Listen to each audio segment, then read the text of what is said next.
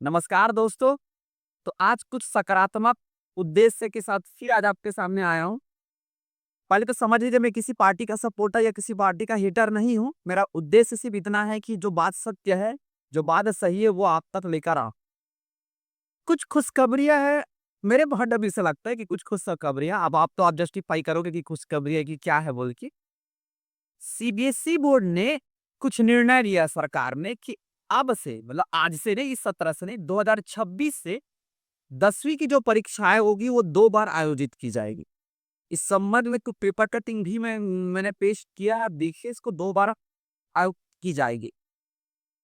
अब 2 बार कब आयोजित की जाएगी, पहले क्या चरण है, किस बात से हमें संबंधित करना है, अगर आपके मन में जो भी सवाल है सारे बिंदु को आज हम लोग क्लियर करेंगे। 10वीं की परीक्षाएँ को 2 बार आयोजित करने का सीबीएसई निर्णय लिया और ये निर्णय होगा 2026 से लागू होगा।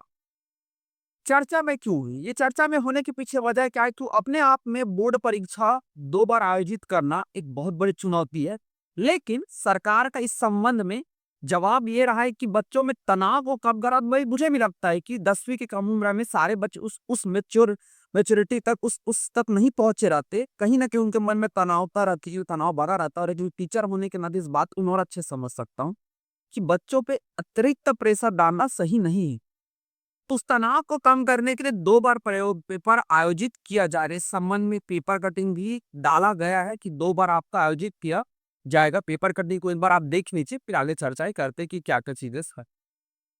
ये पेपर जो कटिंग है, ये न्यूज़पेपर पत्रिका का है। हाँ, पर समझ लो ये सीबीएसई बोर्ड का है। सीजीए बोर्ड पे या अदर स्टेट बोर्ड पे ऐसा कोई भी पॉलिसी एप्लीकेबल नहीं है। सीबीएसई बोर्ड की बात हो रही है, सेंट्रल बोर्ड की बात चल रही है। हाय का एक बार पेपर कटिंग आप देख लीजिए। ये कह रहा है कि 10वीं पास करने के साल में 2 मौके आएगा। विद्यार्थियों का तनाव दूर करने का प्रथम प्रयास है। एग्जाम जो होगा वो 2 चरणों में आयोजित होगा। पहले चरण में होगा आपका फरवरी में होगा, 17 फरवरी से 6 मार्च के बीच में। और दूसरा जो चरण होगा वो आपका 5 से लेकर 20 मई के बीच में किया जाएगा। अब कुछ-कुछ बिंदु पे बहुत सारा डाउट हो जाता है। पहला कि प्रैक्टिकल का एग्जाम 2 बार होंगे। दूसरा क्या सिलेबस में परिवर्तन होगा। तीसरा अगर दोनों में रिजल्ट सबको बारी-बारी एनालिसिस करेंगे, सबको बारी-बारी समझे कि जितने आपके मन में डाउट हो उस बात को हम लोग कैसे सॉर्ट आउट करेंगे। अब ध्यान से मुझे देखते चलिए 2 बार। ठीक। ये पेपर कटिंग है। अब देखिए इस पे क्या-क्या कोडिंग। पहला पहला क्या है कि बोर्ड ने सीबीएसई बोर्ड ने विद्यार्थियों को अगले साल 2026 से कब से हमारा 2026 से 2026 से 2026 से 10वीं बोर्ड की जो परीक्षा होगी उसको 2 मौके मिलेंगे। कितने मौके मिलेंगे? 2 मौके मिलेंगे।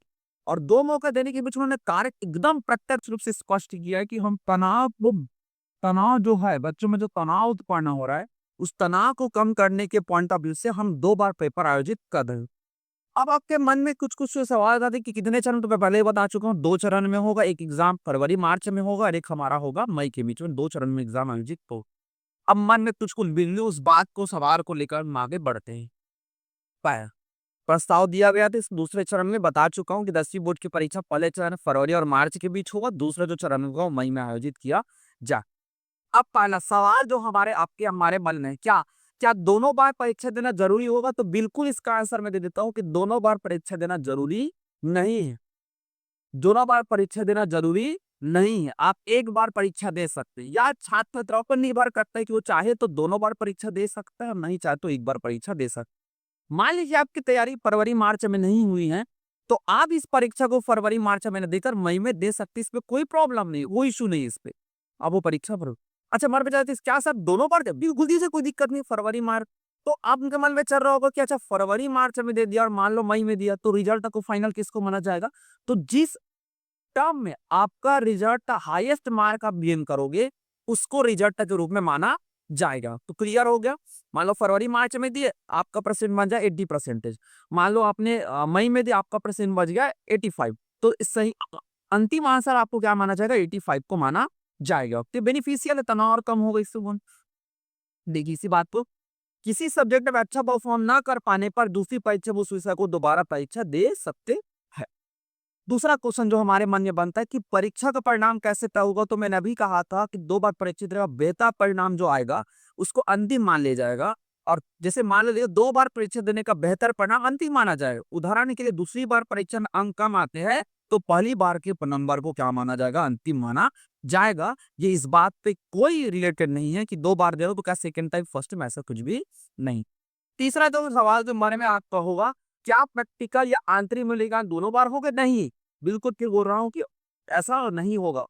हालांकि एग्जाम हमारा 2 बार हो रहा है, बात क्लियर रखो, हालांकि एग्जाम हमारा 2 बार हो रहा है, बट प्रैक्टिकल और आंतरिक मूल्यांकन साल में केवल एक ही बार होगा। तो पेपर 2 बार हो रहा है, बट आंतरिक मूल्यांकन जो होता है, प्रैक्टिकल एग्जाम होता है, वो साल में एक ही बार आयोजित की जाएगी। इस पे कोई दबाव, उस पे कोई से परिवर्तन नहीं। तीसरा, चौथा जो सवाल है, क्या दोनों परीक्षा के सिलेबस अलग-अलग होंगे? नहीं, दोनों पेपर के परीक्षा के सिलेबस में कोई भी परिवर्तन नहीं होगा, वही भी सिलेबस रहेगा, उस पे किसी भी प्रकार का छेड़छाड़ नहीं किया जाएगा। दोनों पेपर का सिलेबस सेम ही रखा जाएगा। पांचवा क्वेश्चन, परीक्षा फीस और रजिस्ट्रेशन में क्या अंतर आएगा? बिल्कुल आएगा, क्योंकि आप एग्जाम 2 बार दे रहे हो, तो इससे सिर्फ इतना परिवर्तन होगा कि फीस जो होगी वो परीक्षा फीस बढ़ जाएगी। बस इतना ही परिवर्तन होगा, बाकी इसमें कोई परिवर्तन होने वाला नहीं। वर्तमान में क्या पढ़े? तो वर्तमान में 10वीं 12वीं की परीक्षा एक बार आयोजित की जाती है, फरवरी मार्च में, उसी के अनुसार हमारा रिजल्ट निर्धारित होता है। एक बार कोविड के समय परीक्षा को 2 बार आयोजित किया था, बाद में कोविड के बाद उस प्रोसेस को वापिस चला गया होगा। तो ये सरकार का मुझे लगता है बहुत बेहतरीन इनिशिएटिव है कि परीक्षा का जो तनाव है बच्चों के, उसको कम करना चाहिए। इस बात में हमें सरकार का सपोर्ट भी करना चाहिए। उम्मीद होगा आपको ये वीडियो पसंद आया होगा। चैनल को लाइक शेयर सब्सक्राइब कीजिए। कुछ नए बातों को लेकर हम कल आपके सामने आते हैं। धन्यवाद।